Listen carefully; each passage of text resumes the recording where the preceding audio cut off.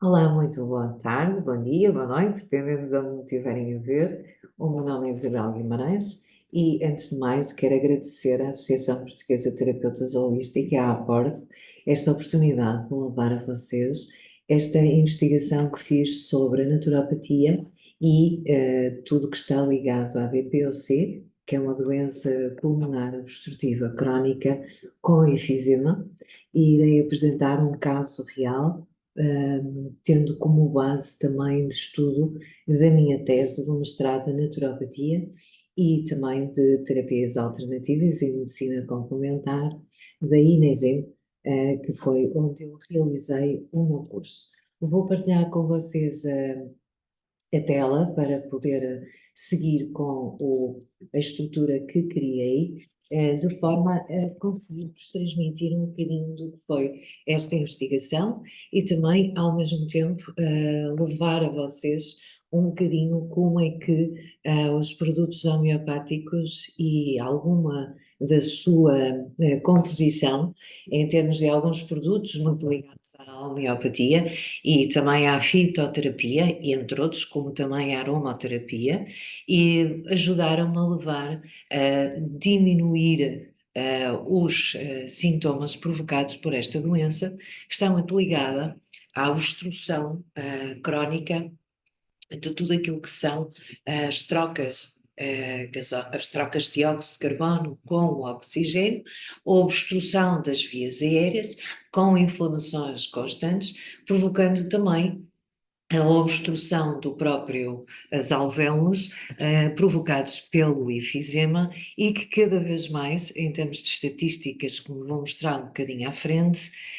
como é que esta doença está a evoluir no país, aqui em Portugal e também em todo o mundo. Portanto, o meu objetivo será explicar como é que esta doença também se desenvolve,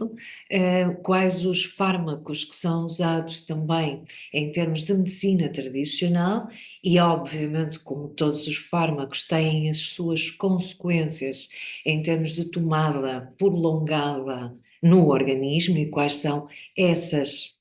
no fundo, essas consequências e também tudo aquilo que está ligado aos efeitos secundários e como é que a naturopatia pode diminuir esses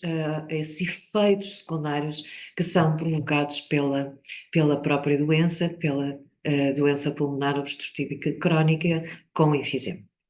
Os resultados que foram obtidos nesta minha pesquisa, que se baseou também na minha tese do mestrado em naturopatia, de que forma então, como já referi, a homeopatia e a fitoterapia podem ajudar a criar resultados positivos para que a pessoa possa aprender a viver com a DPOC, com enfisema e ao mesmo tempo diminuir os próprios sintomas dos fármacos que são utilizados, que irei referir também a alguns, que são utilizados na própria medicina complementar, neste caso a medicina tradicional, e como é que a complementar junto com as terapias alternativas e a naturopatia pode diminuir este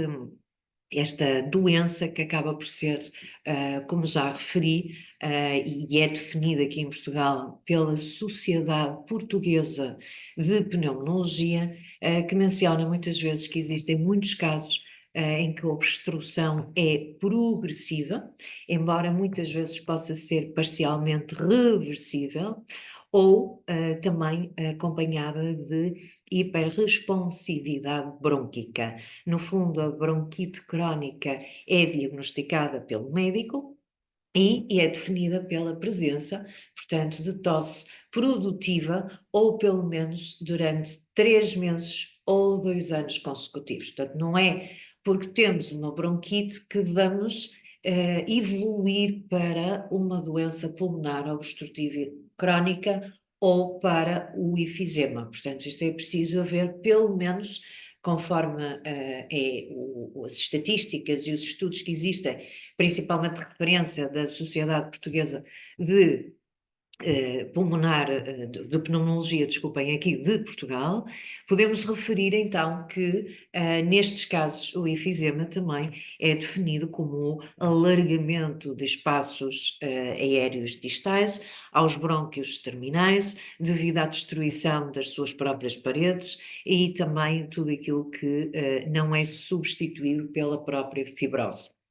Portanto, a configuração ordenada deste baú e os seus complementos, e neste caso componentes, é alterada ou pode ter sido totalmente perdida. Portanto, outras patologias podem acompanhar esta obstrução de vias aéreas, conforme estamos a ver aqui, a dispneia, o exacerbador frequente, há baixo IMC, há caxia, há resposta da CSI, há depressão e ansiedade, e pode acontecer também a não fumantes. Em termos fisiológicos, podemos ver uma limitação do fluxo aéreo, declínio rápido, resposta a ABD, hiperreatividade, hipercapnico, baixa tolerância ao exercício físico, hiperinsuflação, baixa DLCO e hipertensão pulmonar. Claro que isto é através de vários exames, como também os exames que já vou referir também mais à frente, não só radiológicos, mas também testes respiratórios. E estes sintomas, no geral, dão muita fadiga, perda de peso, tosse constante, por vezes com sangue, nos casos mais avançados, falta de ar é um padrão constante e também a pieira e um aperto no peito que pode ser sentida. Da mesma forma, claro que isto é extremamente variável, vai depender muito do diagnóstico, porque também pode estar associada às bronquiectasias, a fibrose, a bronquiolite, que podem estar também associadas à patologia da DPOC. Mas nem todos os pacientes, como já referi, desenvolvem certos sintomas. Vai depender muito de quando a doença é diagnosticada. Até porque esta é daquelas doenças que confunde com muitas outras patologias do foro respiratório e às vezes até pode ser um problema genético, que claro, com a DPOC é mais no fundo, investigando cada vez mais a deficiência de quê? A deficiência da alfa-1, da antitrispsina, que acaba por ser também uma doença hereditária, na qual as pessoas têm falta de uma proteína chamada, como já referi, alfa-1 da antitrispsina. Portanto, em termos de Portugal e os números que a Sociedade Portuguesa de Pneumologia, que pode ser consultada no site deles, nos refere, inclusive criou-se o dia 20 de novembro como o Dia Mundial da DPOC, que afeta, de acordo com as investigações que existem recentes, 800 mil portugueses, e estima-se que será a terceira causa de morte no mundo que já se tem vindo a verificar desde 2020. Portanto, os dados que esta Sociedade Portuguesa de Pneumologia dispõe é que a prevalência de DPLC nos indivíduos com idade superior aos 40 anos em Portugal, cerca de 14%, sendo que para a DPLC moderada, grave e muito grave, a prevalência de aproximadamente 7%. Isto quer dizer que 1 em cada 7 portugueses com mais de 40 anos sofre de DPLC e que 1 em cada 14 portugueses tem uma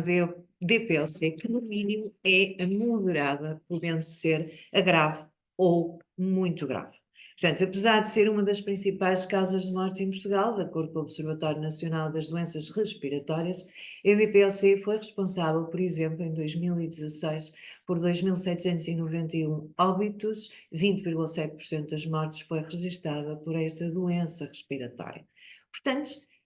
é uma doença ainda pouco conhecida, tal como eu já referi, porque os sintomas que a caracterizam, como a tosse e a expectoração, são muitas vezes atribuídas ao ato de fumar, sendo vistos como sintomas absolutamente normais. Portanto, o cansaço para esforço e a dificuldade respiratória, entre outros sintomas frequentes desta doença, são relacionados pelos pacientes ou doentes com idade, peso excessivo ou até patologia crónica, atrasando assim o diagnóstico. Isto é registado muito pelas investigações que têm vindo a ser feitas. Portanto, o fator de risco é considerável em termos genéticos, constitucionais, comportamentais, sociodemográficos e ambientais, que também foram associados a um nível de risco aumentado de desenvolvimento desta progressão da DPOC. Claro que o tabagismo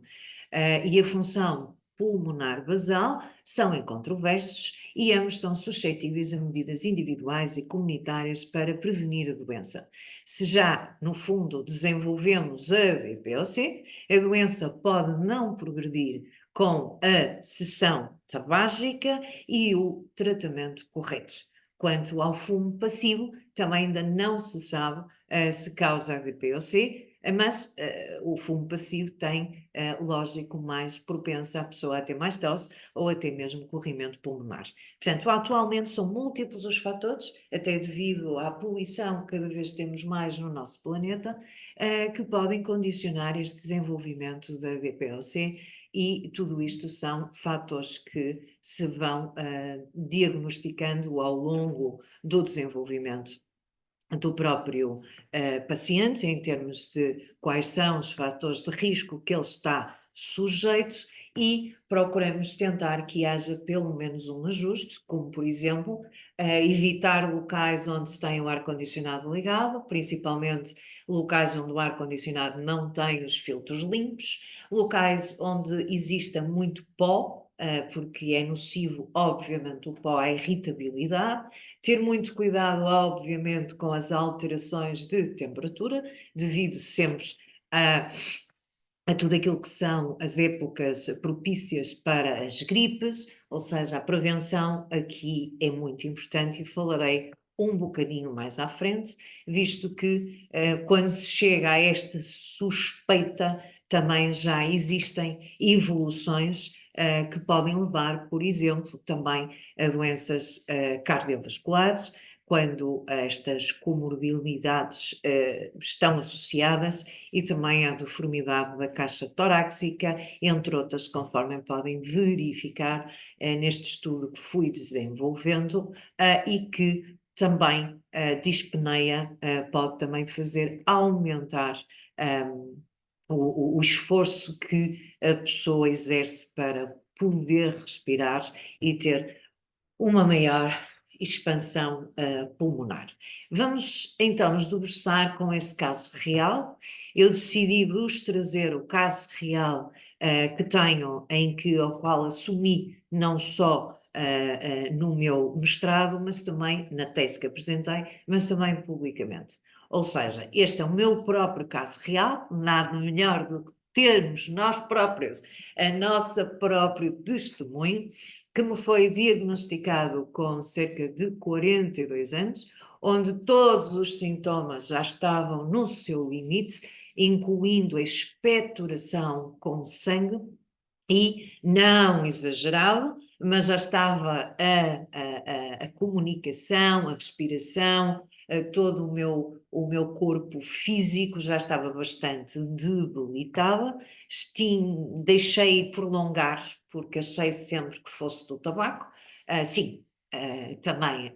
fumava e ainda fumo um bocadinho, mas é só um bocadinho. Bom, e achei que ao fim de 6 meses de constante tosse, inclusive a chegar ao ponto de haver expectoração com sangue, seria a altura de ir ao médico e tentar perceber o que é que se passava. Claro que fiz todos os exames, desde os exames respiratórios, desde a tomografia, e tudo acusou de facto a DPOC com efizema e já com as bronquiectasias, que foi o que levou a um caso mais avançado da minha doença, debilitando-me a todos os níveis. Também tive o emagrecimento, tive dificuldade em subir escadas, tinha dificuldade em falar, porque não tinha a respiração suficiente para falar, e claro que me foi imediatamente prescrito após a conclusão do diagnóstico, os medicamentos ligados aos corticoides, neste caso inalados, à fluticasona, à budesonida, à mometasona, à ciclesonida, à flunisolida, à beclanatasona, a cortisona, neste caso o lepicortenol, a tiofilina e também os antibióticos que eram constantes para poder colmatar a doença e não avançar ainda mais para um caso mais grave, qual que eu já hoje tenho 51 anos, mas foi por volta dos 42 que me foi diagnosticado com um enorme caminho de vários anos entre mim e a minha médica para conseguir colmatar as constantes infecções e recuperar um bocadinho da minha qualidade de vida que parecia estar muito longínqua eu conseguir atingir. Claro que tudo aquilo que são as tiofilinas ajudou muito a recuperar a respiração e também a prevenir as crises. A tiofilina funciona principalmente como broncodilatador, mas tem um efeito anti-inflamatório e também está associada aos próprios corticoides. Os efeitos colaterais foram imensos, desde náuseas, abatimento cardíaco ainda mais acelerado, muito tremor, portanto, sentir o corpo sempre a tremer, e a longo prazo a médica foi-me ajustando as doses e ajustando a própria medicação. Claro que as infecções, até mais ou menos, portanto, estamos a falar de uma doença que me foi diagnosticada há 10 anos, durante quase 6, 7 anos os químicos eram a única solução com que eu tinha para conseguir respirar e ter um mínimo de qualidade de vida, mas também tudo aquilo que está ligado às prevenções, como a vacina da gripe, a vacina que se toma de 5 em 5 anos para os pulmões, e também comecei a entrar então mais fundo em tudo aquilo que poderia a naturopatia me ajudar, porque de facto viver com a BPOC e enfisema tem um maior risco de estarmos em constantes infecções respiratórias e, portanto, em casos mais graves, há obviamente o internamento e a pessoa tem que colocar o tubo para poder, no pulmão, para poder extrair o muco que fica acumulado e provoca constantemente infecções. Claro que felizmente não cheguei a esse ponto e comecei naquela época, devido ao meu estado físico se estar a degradar com tudo aquilo que eram as consequências da medicação, eu acabei por recorrer, como estou ligada à área há muitos anos, para além de psicoterapeuta holística, também sou astróloga e também trabalho há muitos anos com as terapias alternativas, foi quando eu decidi tirar o mestrado de naturopatia. E foi através desse curso, que tirei na INESEM, tal como já referi, que comecei a estudar mais a fundo como é que, portanto isto eu já referi, peço desculpa, como é que a homeopatia, fitoterapia e aromaterapia me poderiam ajudar. Portanto, comecei muito com a homeopatia, porque mostrou-se eficaz as pesquisas que eu fiz contra a DPOC, já vou referir quais, além de ter vantagem, obviamente, de ser mais saudável, não apresentar os efeitos colaterais que estão ligados aos pacientes que têm esta patologia, inclusive eu. Comecei a testar através das fórmulas que fui aprendendo no curso eu própria experimentar em mim e comecei de facto a diminuir os efeitos colaterais que eram constantes, porque a homeopatia trata também muito das doenças que estão ligadas ao desequilíbrio da energia vital, ou seja, ao desequilíbrio das funções do corpo. Deve imaginar, desde a cortisona, os corticoides, os antibióticos, tudo que seja para combater uma infecção, neste caso grave,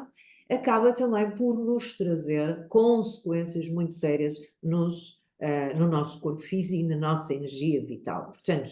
tudo que o organismo é formado, não é? Desde a alma, o espírito, a energia vital, responsável também pela homeostase, o uso de produtos naturais na sua composição foi bastante eficaz na escolha de alguns componentes, que já vou falar daqui um bocadinho, e outros que eu também não podia usar porque eram contraindicados, porque podiam me retirar o efeito da cortisona, dos corticoides e dos antibióticos. Portanto, aqui tem que se dosear muito bem as quantidades, a escolha dos homeopáticos, as misturas que são feitas e, obviamente, a pessoa também, como foi o meu caso, devido ao conhecimento, graças a esse mestrado que tirei, que me foi ajudando a entender mais a fundo e aceitar que era possível. Ou seja, eu tinha que acreditar também, porque senão os efeitos também, na minha opinião, não são tão positivos. Portanto, para enfatizar aqui que a homeopatia não busca tratar as doenças, mas tratar assim os pacientes. Isto não significa que o médico homeopata ou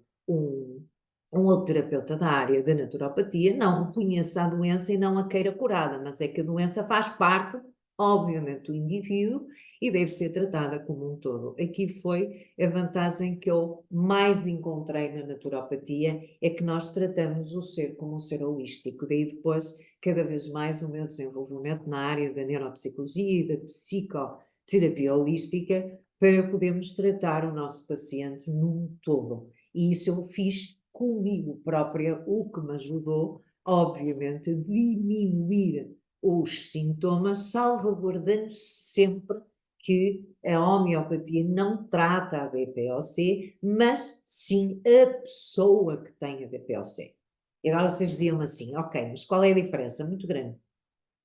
Porque em termos, como já referi, físicos e em termos psicológicos e emocionais, os sintomas diminuem, logo conseguimos também melhorar a própria patologia. Portanto, existem soluções, muitas soluções possíveis para a DPOC, principalmente a moderada, entre elas posso citar alguns medicamentos homeopáticos, ou seja, tudo que está ligado ao Conitum napulus, para a tosse seca e também dolorosa, a Drosseria rotudifolia, quando a tosse é convulsiva, foi o meu caso, tomei muito Drosera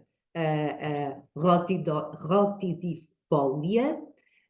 que é agravada também muito pelo calor e quando a pessoa pressiona a base do peito.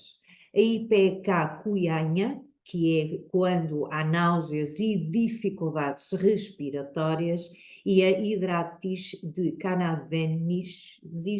ou seja, canadensis, quando há um muco pegajoso. Eu tive imenso muco pegajoso, não é? Eu ainda tenho, já vamos a essa parte. Agora estou a procurar-vos transmitir quais foram os compostos que me ajudaram a diminuir os sintomas. Portanto, a hidrastis de canadensis ajudou-me muito a diminuir o muco pegajoso, que é absolutamente horrível porque cola-se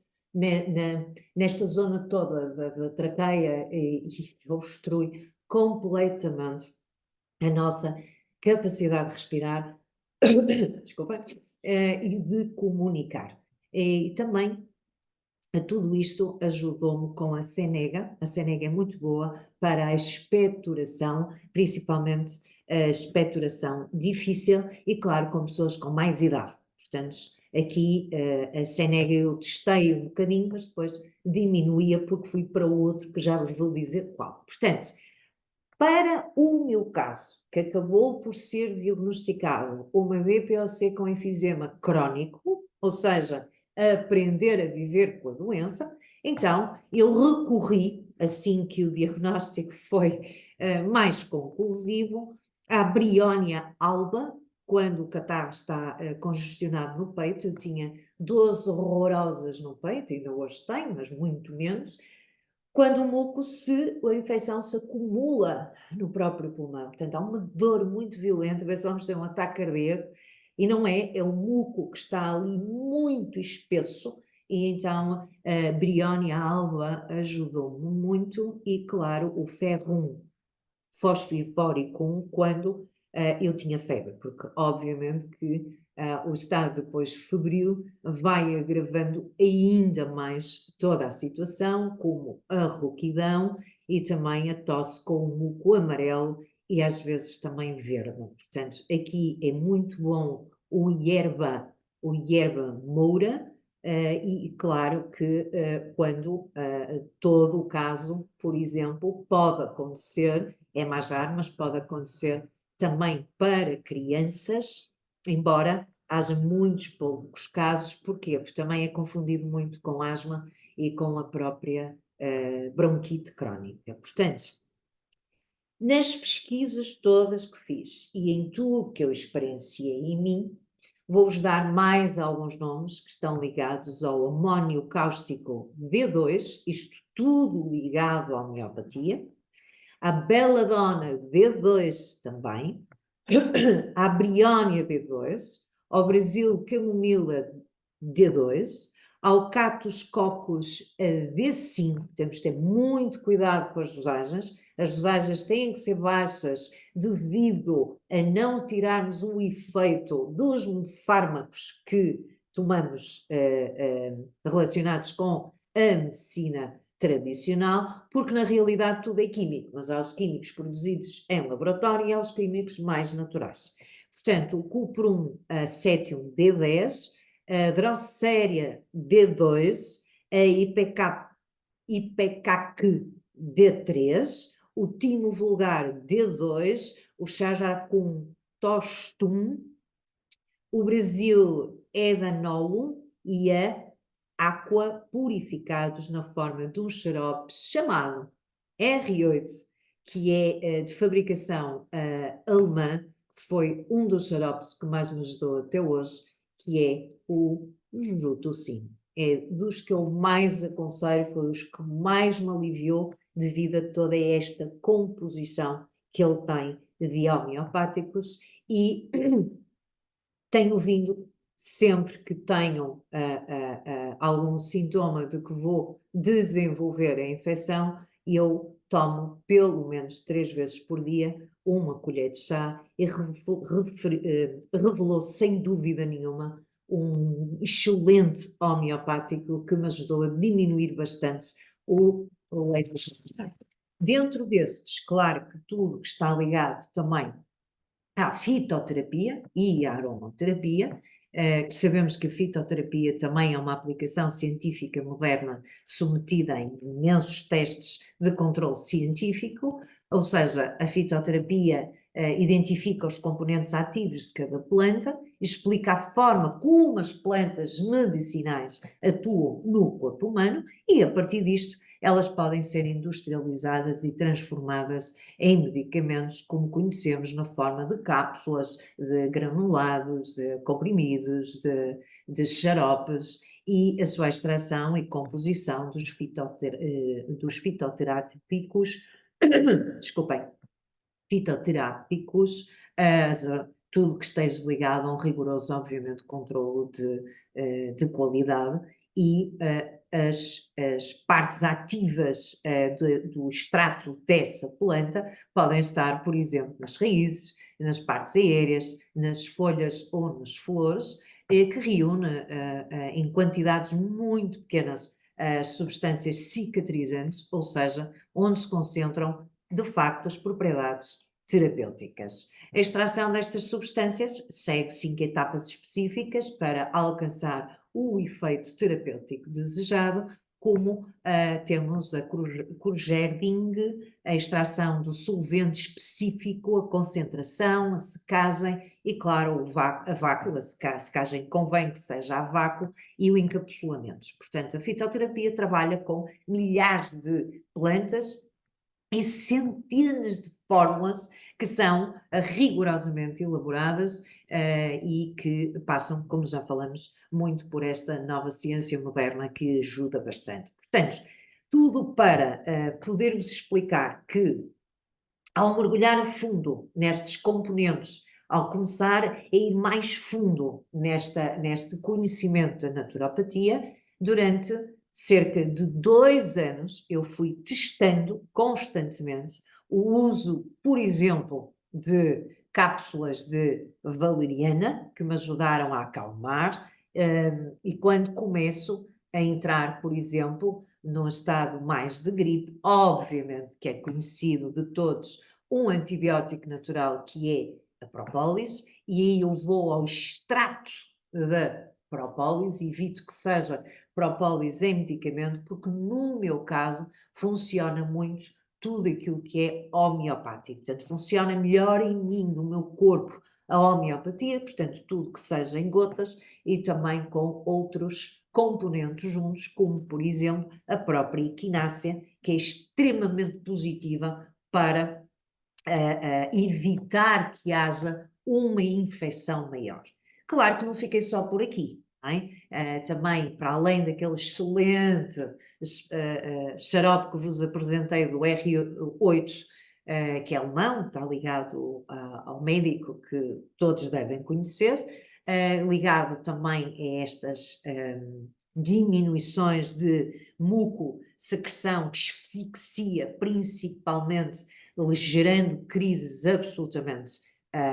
nefastas. Obviamente que tudo aquilo que está ligado ao gerânio,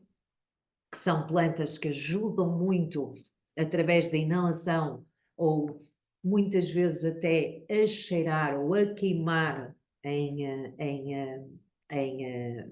desculpem, das formas como as pessoas estiverem, tudo aquilo que seja proporcionar um ambiente que leve o aroma do gerânio, de forma também a proporcionar o bem-estar. Eu tenho o vício de deitar o gerânio, porque só como produtos certificados, portanto eu coloco o gerânio nas mãos, esfrego e depois inalo de forma profunda e claro que tudo aquilo que são os testes respiratórios, como por exemplo a sinesterapia, que ajuda bastante, o fluta, que é, eu tenho o cachimbo, há uns que têm a maquininha e bufam para um tubo onde vêm as bolinhas a subir, que é quando nós inspiramos e expiramos, também ajuda muito a fazer a libertação do muco nos pulmões e a permitir também que o efizema não evolua. Tudo o que seja também na fitoterapia, como falei, o gerânio, também temos a sálvia, também temos o alecrim, que ajuda bastante em termos de alívio. Às vezes o eucalipto, mas pouco, porque o eucalipto, quando já estamos no início da infecção, pode ativar mais ainda a infecção, pelo menos na minha investigação e no meu caso pessoal, eu verifiquei que muitas vezes o eucalipto prejudicava a própria exacerbação de secreções e também, obviamente, como referi, a cinesterapia ajuda bastante, o caminhar, que já começo, já vos vou concluir como é que eu estou ao fim de 10 anos deste diagnóstico desta patologia crónica, no meu caso, e também comecei a usar outros suplementos muito antioxidantes, que é o caso do extrato da curcuma, que é extremamente importante para limpar um pouco o organismo obviamente, das consequências que têm os corticoides, a cortisona, os antibióticos, apesar de ser, no caso, os corticoides, como o Pulmicort, no meu caso o Elbrato e a bomba da SOS, que no meu caso não pode ser mais conhecida, que é o Ventilan, creio que estou a dizer direito, peço desculpa, mas creio que sim, que está ligado muito a inalação. O que eu quero referir é a inalação de pó, ou seja, através de bombas, o bronquiodilatadores é menos grave do que a ingestão, como por exemplo eu tinha do fármaco que é o epicortenol, que é cortisona e que traz grandes consequências. Uma delas é o fígado, a vesícula, o intestino, ou seja, a necessidade de libertarmos, purificarmos as consequências desses medicamentos. No meu caso, ajudou-me imenso tudo que está ligado à curcuma, ao extrato de curcuma, e eu tenho por hábito de escolher tudo aquilo que é lipossomal, ou seja, o lipossomal vai ao núcleo da própria célula, fazendo efeitos muito mais rápidos e também muito mais certeiros, digamos assim, no caso de escolhermos produtos naturais ligados a estas áreas de lipossomal. A zonoterapia também, para casos de pessoas, por exemplo, não tenham problemas de tireoide, pode ser extremamente positivo, porque ajuda também a limpar o organismo das consequências da medicação química. Praticar yoga é absolutamente fantástico para dar maior mobilidade ao corpo, que tem a tendência de ficar mais preso, mais contido e, obviamente, com muita dificuldade de fazer exercício, porque a própria patologia não deixa a pessoa conseguir fazer exercício físico, até porque vai começando a dilatar os pulmões ao ponto de haver esmagamento, muitas vezes do próprio coração e de outros que acabam por não deixar que as trocas gasosas sejam feitas de forma normal. Ao fim destes anos, e graças à naturopatia e também, obviamente, ao yoga, ao Reiki, o Reiki ajudou-me imenso, às técnicas de respiração, à meditação, ou seja, o foco muito na minha respiração, saber respirar, voltar a resgatar o que é respirar, o flúor, o jutocin, a equinácea, o propólis, a curcuma e tudo que seja momentos na minha vida em que eu consiga caminhar e estar ao ar livre a receber também o oxigênio mais puro. Claro que também nestes casos não convém em demasia, porque senão pode trazer o efeito contrário. Eu, ao fim de 6 anos, e depois de 2 anos de testar todos estes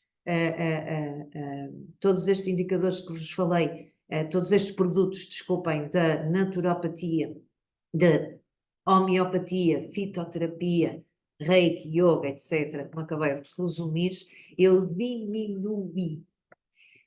o meu nível elevado nos resultados dos testes respiratórios. Eu tinha um déficit de 67% que eu tinha de oxigênio no meu corpo durante anos e anos e anos.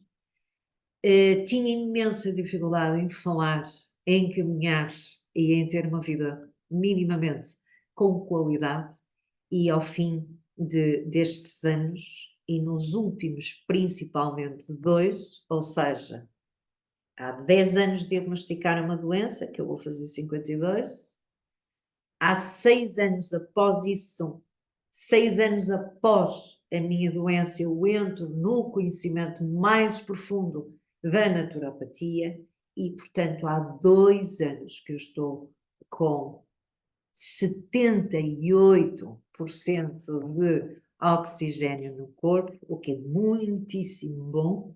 As infecções já não são de 2 em 2 meses, nem de 3 em 3 meses. Ainda estou a fazer uma por ano, o que é uma vitória.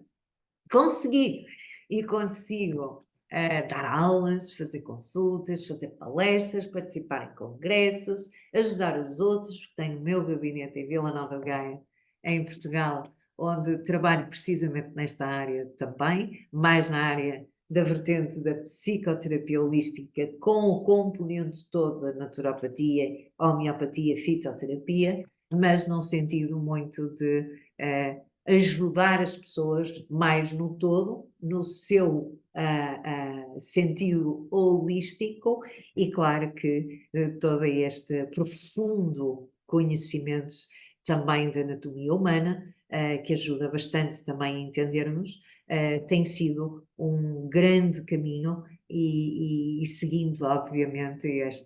este estudo constante, porque outras patologias surgem, outras investigações surgem, e creio que estes congressos são demasiado importantes para cada um trazer o seu testemunho, trazer a sua prova. Eu tenho vários exames que comprovam a melhoria, graças muito à naturopatia, como já referi, e portanto tenho